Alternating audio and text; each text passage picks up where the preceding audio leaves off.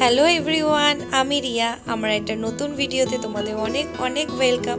আর আমি ভালো আছি, আশা করছি তোমরাও খুব ভালো আছো। এখন বাজে ঘড়িতে একটার সময়, দুপুর একটার সময় আমি তোমাদের সঙ্গে গল্প করতে চলে এসেছি। আর আকাশটা দেখো, ভীষণই মেঘলা। এই রোদ উঠছে, এই বৃষ্টি হচ্ছে, এই কটা দিন ধরে তাই হচ্ছে।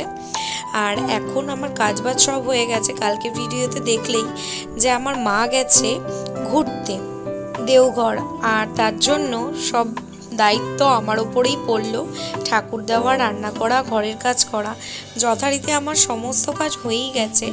পুজো দিয়ে নিলেই আমার মোটামুটি কাজ শেষ, খাওয়ার আগে পর্যন্ত। তো এখন দেখো, গোপাল, রাধা, কৃষ্ণ সবাইকে স্নান করিয়ে নিচ্ছি। আর আমার এখন পুজো দেওয়া পুরোপুরি হয়ে গেছে। স্নান করিয়ে নতুন জামা কাপড় পরিয়ে দিয়েছি, ঠাকুর পুজো দিয়ে দিয়েছি। আমি আর জানো তো ছাদে যাইনি, গাছে কিন্তু ফুল আছে, কিন্তু আমি আর ছাদে গেলাম না, ইচ্ছা করলো না, তাই এমনি ফুল ছাড়াই আজকে পুজো দিয়ে দিলাম। তো লাঞ্চে চলো কি কি করেছি আজকে তোমাদের বলি। আর লাঞ্চে আছে আজকে ভাত, ঢেঁড়স ভাজা, শসা, লেবু, লঙ্কা, পাঁপড় সেঁকা, পটলের তরকারি আর মুগের ডাল। এই আজকের লাঞ্চের মেনু।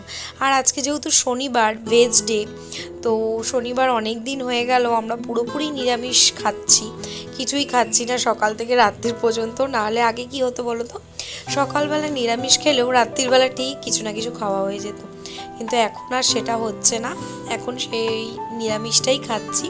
তাহলে চলো দুপুরের মধ্যাহ্ন ভোজনটা সেরে নিই, আবার আসছি বিকেলবেলা। আর আজকে না তোমাদের শুধু মনে হয় আমি খাওয়াই দেখাবো। আবার চলে এসেছি সন্ধ্যের টিফিন নিয়ে। বর কাছ থেকে আসার সময় নিয়ে চলে এসেছে দই বড়া।